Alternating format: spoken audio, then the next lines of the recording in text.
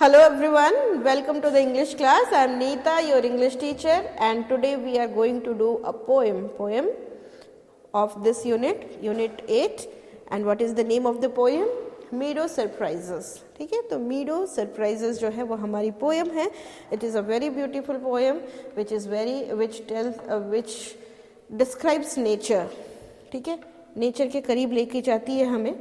कहाँ लेके जाती है? मीडोज़ में लेके जाती है. मीडो क्या होता है? घास के मैदान. तो घास के मैदान मतलब क्या?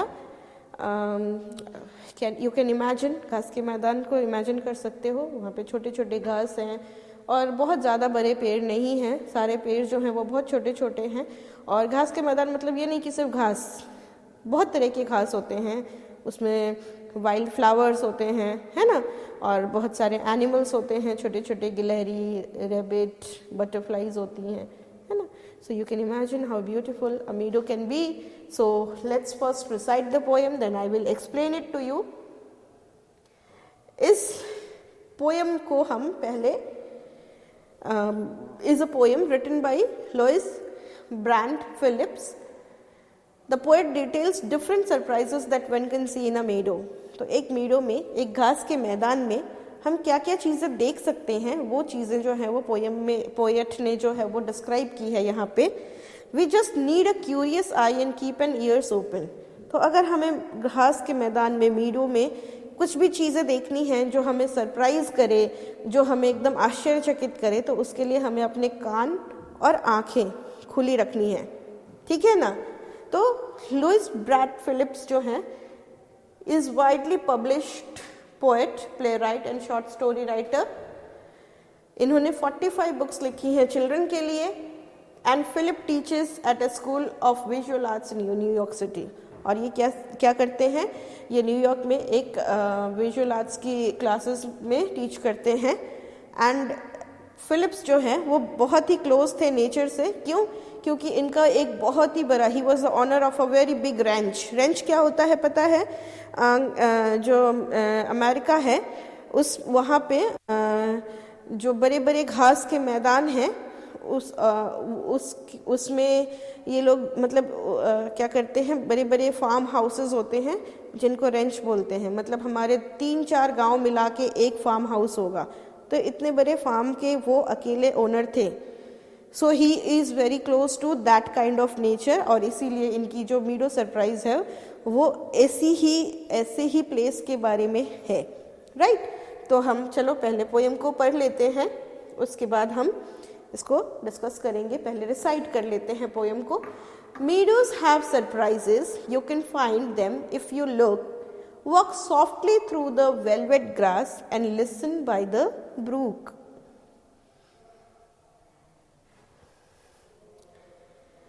You may see a butterfly rest upon a buttercup and unfold its drinking straws to sip the nectar up.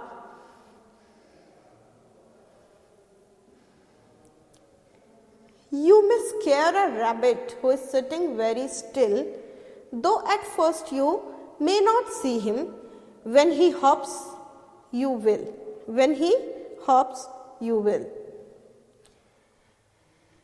A dandelion whose fuzzy head was golden days ago, he turned to airy parachutes. They flutter when you blow.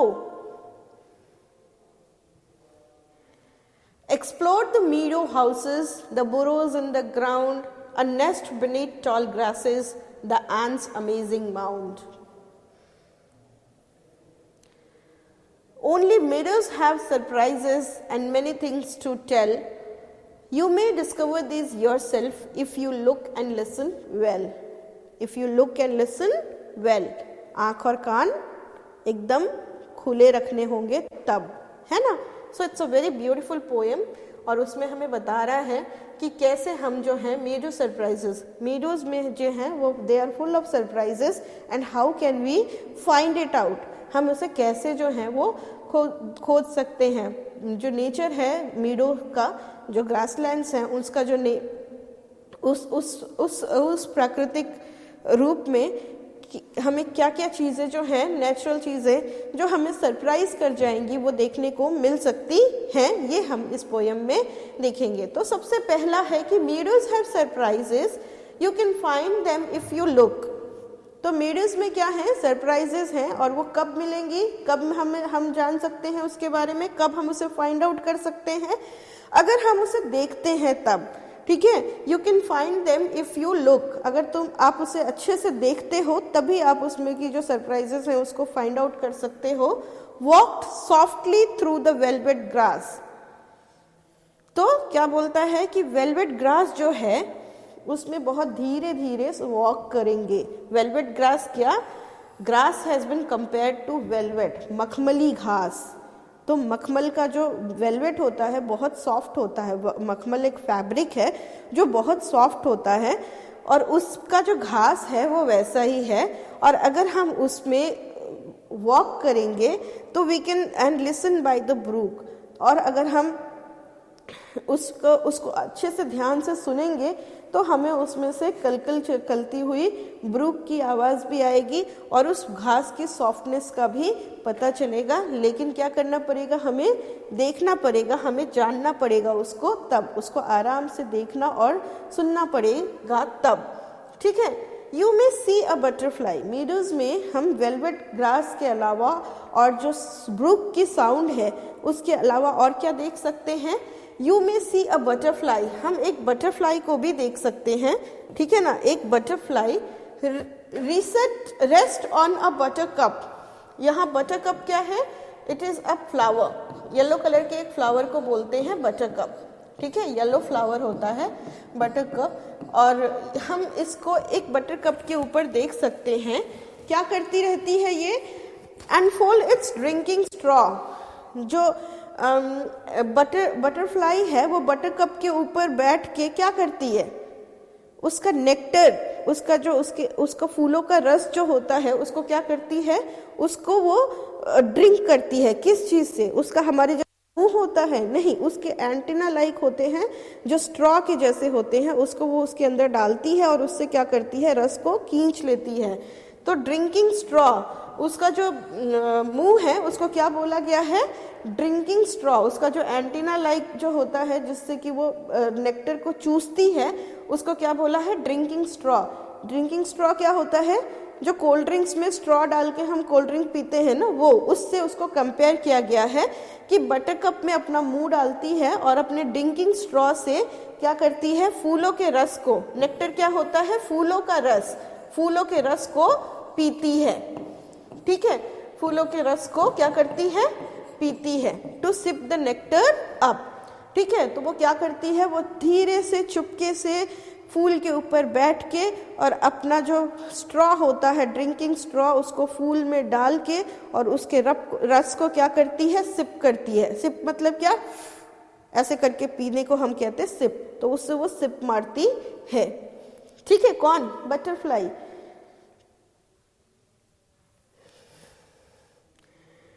तो ये पहला surprise हुआ, butterfly के को हम देख सकते हैं कि कैसे एक बटरफ्लाई जो है वो फूलों के ऊपर बैठ के उसका रस का आनंद लेती है, रस का मज़ा उठाती है। ठीक है ना, और हम उसको देखने का मजाक लेते हैं। You may see scare a rabbit, और क्या कर सकते हैं हम, और क्या सरप्राइज, हम एक बहुत ही शांति से बैठे हुए रैबिट को, वो बहुत आराम से बैठा है, उसने देखा कि कोई नहीं है तो वो आराम से एकदम बैठा हुआ है शांति से, और जैसे ही हम उसके पास जाएंगे वो हड़बड़ा के क्या करेगा, भाग जाएगा। तो you may square a rabbit who is sitting very still, जो बहुत ही स्टिल, बहुत ही शांति से, इत्मीनान से बैठा हुआ है। स्टिल मतलब क्या, बहुत आराम से, शांति से बैठा हुआ है, एकदम स्टेडी, स्टिल बैठा हुआ है, मतलब स्थिर, शांति नहीं स्थिर लिखते हैं इसको तो ज़्यादा बेटर रहेगा, स्थिर बैठा हुआ है। ठीक है, तो स्टिल जो है वो एकदम स्थिर बैठा हुआ है। दो at first you may not see him, तो पहले तो वो तुम्हें दिखेगा ही नहीं। When he hops you will, और जब वो तुम्हें देख लेगा और उसे लगेगा कि नहीं अब यहाँ पे डेंजर है और मुझे यहाँ से भागना चाहिए, तब तुम देखोगे कि क्या वो भाग रहा है। तो क्या करेगा, हमें वो कब दिखाई देगा, जब वो हमें से डर के भागेगा तब दिखाई देगा। तो you may square a rabbit who is sitting very still, जो बहुत ही स्थिरता से बैठा हुआ है, ऐसे रैबिट को हम स्केयर कर सकते हैं। शुरू में हम उसे देखेंगे नहीं, अगर हम देखते तो हम उसको डराते नहीं, लेकिन वो हमें दिखता ही नहीं है। और जब हमें दिखता है तो कब दिखता है, जब वो भाग रहा होता है हमसे डर के तब, ठीक है ना।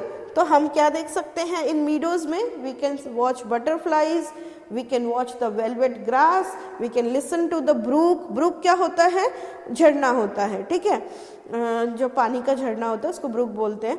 तो वो we can listen to the sound of brook, we can listen to the butterfly, we can see the butterfly taking nectar from the flower, we can see rabbit, ठीक है ना, we can scare a rabbit who is sitting very still.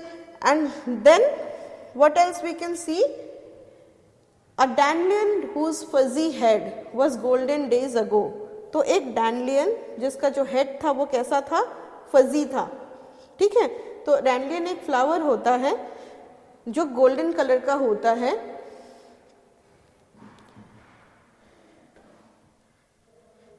ठीक है। पहले वो golden colour का होता है, फिर वो धीरे धीरे सूख जाता है, और सूख के अगर हम उसे ऐसे फू करें तो वो पूरा फैल जाता है। येलो कलर का भी होता है और दूसरे कलर्स के भी होते हैं, वो गोल्डन। तो एक डैंडलियन हम क्या देखेंगे, हम डैंडलियन देखेंगे और उसका हेड कैसा है, फजी हेड के साथ। वॉज गोल्डन डेज अगो, जो कुछ दिन पहले कैसा था, गोल्डन था, अब क्या हो गया है, फजी हो गया, सूख गया है। He turn to airy parachute, और जैसे ही हम उसको ऐसे क्या करेंगे, फूंक मारेंगे, वो क्या हो जाएगा, पूरा फैल जाएगा और अलग अलग गिरने लगेगा, जैसे पैराशूट गिरता है। पैराशूट देखते हो, पैराशूट का कोई भी मतलब एक स्टेडी नहीं, एक तरीका नहीं होता है, वो कहीं भी जाता है हवा के साथ। तो ये जो उसके हेड हैं, फजी हेड्स गोल्डन वाले डैंडलियन के, वो भी क्या है, फूंक मारते ही क्या हो जाएंगे, पैराशूट बन जाएंगे और वो कहीं भी हवा के साथ जाके गिरेंगे। That Flutter when you blow, और वो क्या करेंगे, जब हम उसको ब्लो करते हैं तो वो क्या हो जाएगा, इट विल फ्लटर।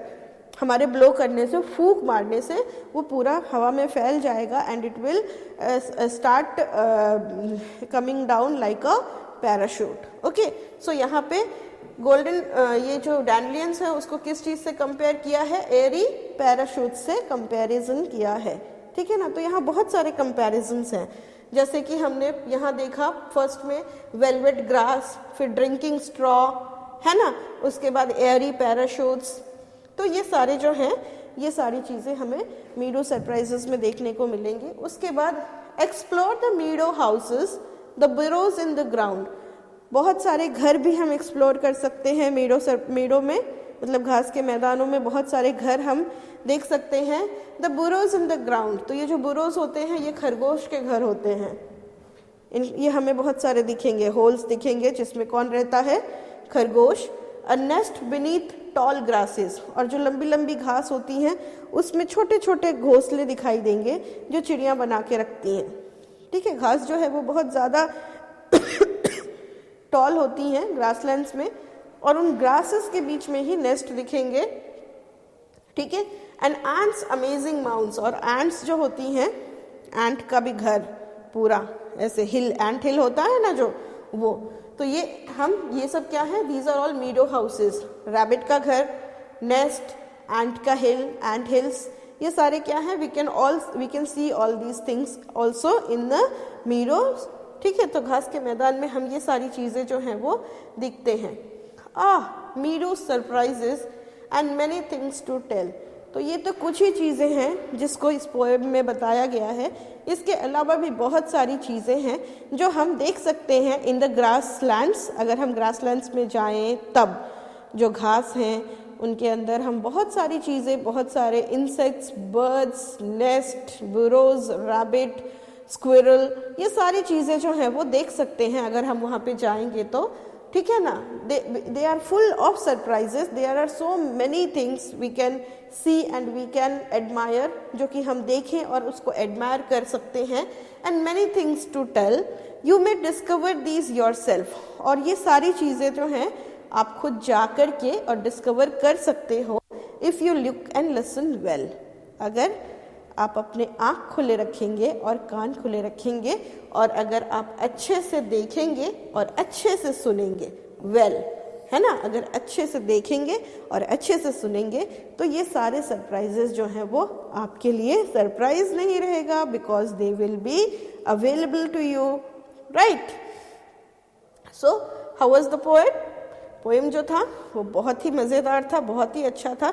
अब एक बार हम इसका समरी जो है शॉर्ट में डिस्कस कर लेते हैं।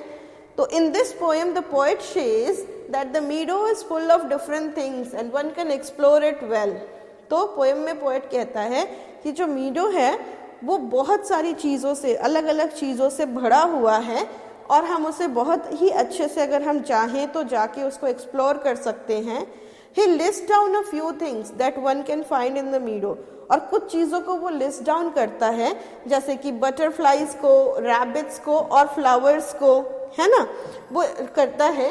Then one can also explore the farm houses, और फिर फार्म हाउसेस को भी देख सकते हैं हम, ठीक है। हम वहाँ पे बुरोज, नेस्ट, एंट हिल्स भी देख सकते हैं, right. To name a few of many surprises. तो ये जो हैं, ये सारे हमने जो देखे हैं ये कुछ ही सरप्राइजेस हैं, इसके अलावा भी बहुत कुछ है वहाँ पे देखने को। To a name that a meadow has in its store, one has to have a curious eye and keep one ear open to explore the meadow. और किसी को भी कैसा आँख चाहिए? खुली हुई आँखें, खुले हुए कान चाहिए, तभी जाकर के वो मीडो की सरप्राइजेस को देख करके एडमायर कर सकता है और सोच सकता है कि wow, a grassland could also be so beautiful, right. Yes, so what is the central theme of the poem? Theme क्या है, सेंट्रल थीम क्या है पोएम की? Is nature. जो मैंने पहले ही कहा था कि लव फॉर नेचर, नेचर को क्या करना? देखना, उसको एडमायर करना। Poet can be seen appreciating and admiring nature, especially its raw and unstrained, wild and unrestrained beauty. तो यही पोएट जो है वो क्या कर रहा है? एडमायर कर रहा है, अप्रिशिएट कर रहा है। कौन सी ब्यूटी को? जो वाइल्ड ब्यूटी है उसको, ग्रासलैंड्स की जो ब्यूटी है उसको वो एडमायर कर रहा है, और यही है पोएम की थीम। नाउ राइमिंग स्कीम क्या है पोएम की वो देखते हैं। तो मैंने यहाँ पे एक पैराग्राफ लिया हुआ है। First paragraph, meadows have surprises, so last word is surprises, फिर नेक्स्ट वर्ड है लुक, फिर है ग्रास और फिर है ब्रूक। तो ये किसी के साथ राइम नहीं कर रहा है, तो लेट इट बी ए, फिर ये let it be B, let it be C. अब ये लुक और ब्रूक जो है वो राइम कर रहे हैं, तो ये भी क्या होगा? बी।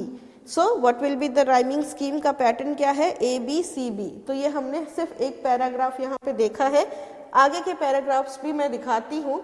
इसमें भी हमें देखने में मिलेगा कि कैसे हाँ जो है ये कैसे राइम कर रहा है। जैसे ये हम बटरफ्लाई है तो हम इसको मान लेते हैं ए, फिर कप है तो इसको हम मान लेते हैं बी, फिर ये स्ट्रॉज है तो इसको हम मान लेते हैं सी, और फिर ये अप है तो इसको हमको अप और कप राइम कर रहा है तो ये फिर बी। तो क्या हो गया rhyming scheme? A B C B, A B C B, है ना। Now even in the next paragraph we will see rabbit, still, him and will. ठीक है, ये लाइन को, ये लंबा लाइन था तो इसको मैंने छोटा कर दिया है। So this is just one line. ये सारा जो पोएम है, every stanza has 4 lines. Okay, तो rabbit, still, him and will. तो ये अगेन ये ए बी सी बी है ना, ए बी सी और B. Okay, so it is A B C B the rhyming scheme of the poem. हर paragraph को हम देखेंगे तो उसमें हमें यही दिखाई देगा। हाँ, हर पैराग्राफ में हमें यही दिखाई देगा। जैसे कि ये है हेड, अगो, पैराशूट्स और ब्लो। तो अगो एंड पैराशूट, ब्लो, ये दोनों राइम कर रहे हैं। तो again it is A B C B. क्या है? ए बी सी बी है। ठीक है, उसके बाद हाउसेस, ग्राउंड, ग्रासेस, माउंट। तो ग्राउंड एंड माउंट ये राइम कर रहे हैं। So again it is A B C B. So the whole poem is in the scheme, rhyming scheme of A B C B, है ना। फिर ये surprises हैं, तो surprises again A B tell or well, C, B. So what is the rhyming scheme of the poem? Rhyming scheme of the poem is A, B, C, B. क्या है? ये है rhyming scheme poem की A, B, C, B. rhyme scheme क्या है? A, B, C, B है. Okay? तो ये हमें समझ में आ गया.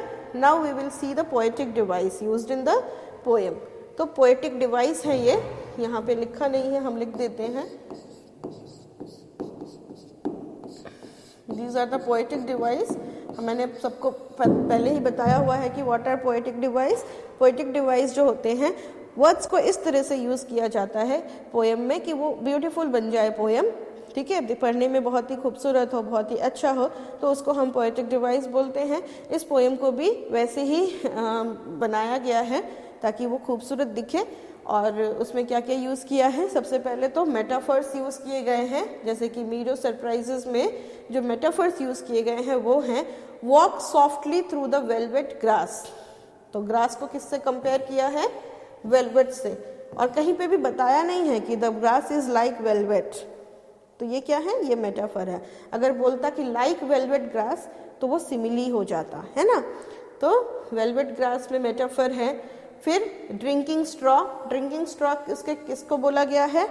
एंटीना को बोला गया है. उसके एंटीना को बोला गया है ड्रिंकिंग स्ट्रॉ. जो बटरफ्लाई होती हैं उनका मुंह नहीं होता है, उनका क्या होता है? एंटीना होता है, जिससे कि वो क्या करती हैं? वो नेक्टर को सक करती हैं, फूल के रस को खींचती हैं. तो उसको क्या बोला है? Drinking straw. लेकिन ड्रिंकिंग स्ट्रॉ क्या होता है? वो पाइप होती है जिससे कि हम कोल्ड ड्रिंक पीते हैं. डैंडलियन को बोला है airy parachute. Airy parachute. Dandelion को किससे कंपेयर किया है? पैराशूट से कंपेयर किया है. डैंडलियन क्या होता है? एक फूल होता है जिसको फूंक मारो तो वो हवा में उड़ जाता है. उसका सारा पत्ती, पेटल्स, है ना. तो उसके पेटल्स को किससे कंपेयर किया है? पैराशूट से. क्यों? क्योंकि पैराशूट्स भी हवा में, जहाँ भी हवा जाएगी उधर से ऐसे घूमते फिरते नीचे गिरते हैं. तो उसके पेटल्स भी फूंक मार दो तो वो पूरे हवा में फैल जाएंगे और फिर क्या होगा? जिधर जिधर गिरते रहेंगे. ठीक है ना, एक जगह नहीं गिरेंगे, इधर इधर इधर इधर गिरते रहेंगे. ठीक है, तो ये हो गया हमारा मेटाफर्स जो यूज़ हुआ है. दूसरा पोएटिक डिवाइस जो है, जो यूज़ हुआ है, वो है इमेजरी. इमेजरी मतलब क्या? लिखा तो इन्होंने पोयम है और यूज़ किए हैं शब्दों के, लेकिन इनकी जो पोयम इस तरीके से लिखी है कि हम क्या कर सकते हैं? हम इसको इमेजिन कर सकते हैं. We can create a picture in our mind with his words. इस पोयम को सुनने से ही हम क्या करेंगे? हमारे पास एक ग्रासलैंड की पिक्चर इमेजिन, हम एक ग्रासलैंड को इमेजिन कर लेते हैं, है ना. तो इसीलिए इस पोयम को क्या बोला गया है कि yes, it has been used imageries. ठीक है, जैसे walk softly through velvet grass, तो हमने ग्रास को क्या इमेजिन कर लिया कि ग्रास जो है वो बहुत सॉफ्ट है. उसके बाद जो है butterfly rest upon butter cup, यानी बटरफ्लाई जो है वो फूलों के ऊपर ऐसे बैठी हुई है, ये हमने इमेजिन कर लिया. अनफोल्ड इट्स ड्रिंकिंग स्ट्रॉ, उसने अपना एंटीना खोल के और फूल का रस निकाल रही है. ये सब क्या है? दिस इज ऑल इमेजरी, है ना. तो ये सारे the sip to sip the nectar, rabbit who is sitting very still. तो ये है क्या? इसको सुनते ही हम क्या इमेजिन करने लगते हैं कि घास के बड़े बड़े घास है और उसके बीच में एक रैबिट बैठा हुआ है. ठीक है. डैंडलियन हुज फजी हेड, तो हमने डैंडलियन को इमेजिन कर लिया जिसका हेड जो है वो पूरा सूख गया है. ठीक है. तो ये सारी चीज़ें जो हैं वो हम पोएम में देखेंगे. Okay, now let's discuss the word meanings. तो वर्ड मीनिंग्स में है क्लम्प. क्लम्प का मतलब होता है छोटे छोटे पेड़. ठीक है. क्लम्प क्या होता है? ग्रुप ऑफ ट्रीज, उसको बोलते हैं क्लम्प. मीडोज, मीडो का मतलब होता है फील्ड कवर विथ ग्रास, घास के मैदान. सॉफ्टली, सॉफ्टली यहाँ पे स्विफ्टली लिखा है, ये कुछ भी नहीं होता है. सॉफ्टली इसका मतलब हुआ जेंटली, नॉट लाउडली.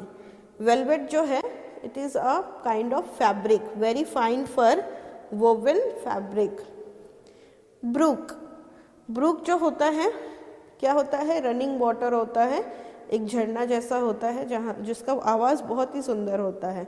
उस झरने की जो आवाज़ होती है ना, कल कल कल कल कल कल कल कल आवाज़ बहुत ही खूबसूरत होती है। नदी में वैसी आवाज़ हम नहीं सुनने मिलेगा हमें, लेकिन झरने की आवाज़ बहुत ही प्यारी होती है। स्ट्रीम। बटरकप एक येलो कलर का फ्लावर होता है, ठीक है।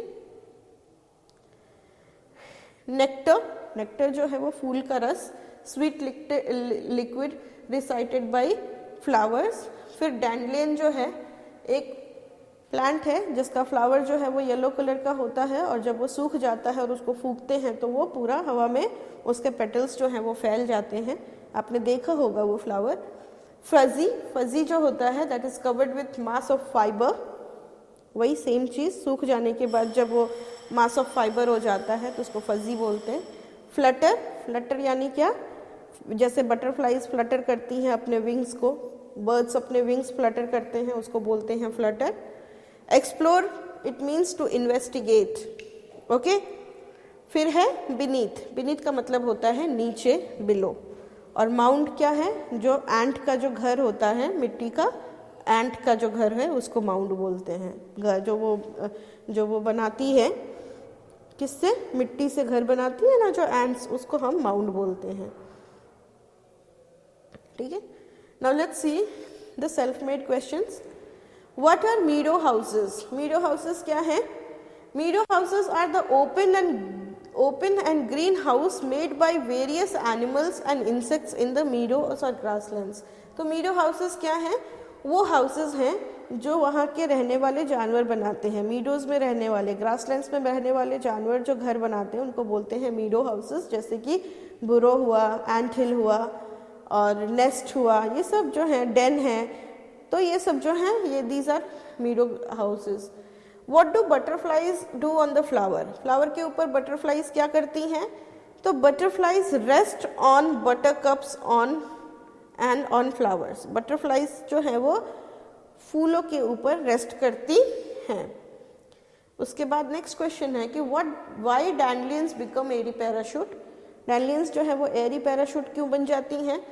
डैंडलियंस dry up, become light and are blown off with a light blow. तो डैंडलियंस जो है वो सूख जाती हैं और सूख के वो हल्की हो जाती हैं, और जब हम उनको फू मारेंगे, हल्की हो गई हैं इसलिए वो पूरे हवा में फैल जाती हैं, और तभी उनको हम पैराशूट्स बोलते हैं। What type of house one can see इन मीडो? तो मीडो में किस तरह के हाउसेस दिखते हैं? हाउस मेड बाय सोज, ठीक है ना, नेस्ट्स एंड एंट माउंड, ठीक है। तो ये बुरोज हैं, houses like burrows, nest and ant mounds in the shape of ting hill can be seen in the meadows. Who is the poet of the poem Meadow Surprises? Louis Brandt Philippe is the poet of the poem. Now let's see the working with the poem. इसमें ज़्यादा questions नहीं हैं, so we'll just discuss it in short. Read the lines in which the following phrase occur, then discuss with your partner the meaning of each phrase in its context. तो the velvet grass, velvet grass का मतलब क्या होता है? velvet grass का मतलब है कि soft grass that almost feels like a fur। velvet grass क्या है? soft grass इतनी soft है कि वो छूने से वेलवेट के जैसी लगती है। ड्रिंकिंग स्ट्रॉ का मतलब क्या है? Drinking straw means that it appears as if butterflies are sipping nectar from the flowers with the help of straw. तो जब बटरफ्लाई जो है वो फूल का रस चूस रही है तो ऐसा लगता है जैसे कि वो कोल्ड ड्रिंक वाला स्ट्रॉ से क्या कर रही है? रस जो है वो पी रही है, ठीक है। उसके बाद है मीडो हाउसेस जो हैं, ये हाउसेस, मीडो हाउसेस का मतलब है जो वहाँ पे रहने वाले इंसेक्ट्स हैं, एनिमल्स हैं, बर्ड्स हैं, उनके जो घर हैं, जैसे कि बुरो, नेस्ट, माउंड्स, इन सब से उनका मतलब है मीडो हाउसेस। मीडो हाउसेस क्या हुई? ये सब जो हैं, these are all meadow houses, okay. Amazing mound, amazing mound का मतलब क्या है? जो एंट हिल्स बनाती हैं, एंट चींटियों का जो घर होता है उसको बोलते हैं अमेजिंग माउंड। इसको बोलते हैं क्या? Amazing mound. ओके, फिर क्या है? Fuzzy hands, fuzzy heads. तो फजी हेड्स कौन सा होता है? जो लाइट येलो फ्लावर के जो हेड्स होते हैं, सूख जाता है जो एकदम, और वो एकदम एक जगह आ जाता है, तो उसको बोलते हैं fuzzy heads. Refers to the heads of the bright yellow flowers which have a beautiful texture. Okay, now the last question is, which line in the poem suggests that you need a keen eye or a sharp ear to enjoy the meadow? तो कैसे पता चलता है कि हमें बहुत ही कीन eyes चाहिए तभी हम इन चीज़ों को देख सकते हैं? तो वो किस लाइन्स से पता चलता है? वो इन लाइन्स से पता चलता है। You may discover these yourself if you look and listen well, है ना?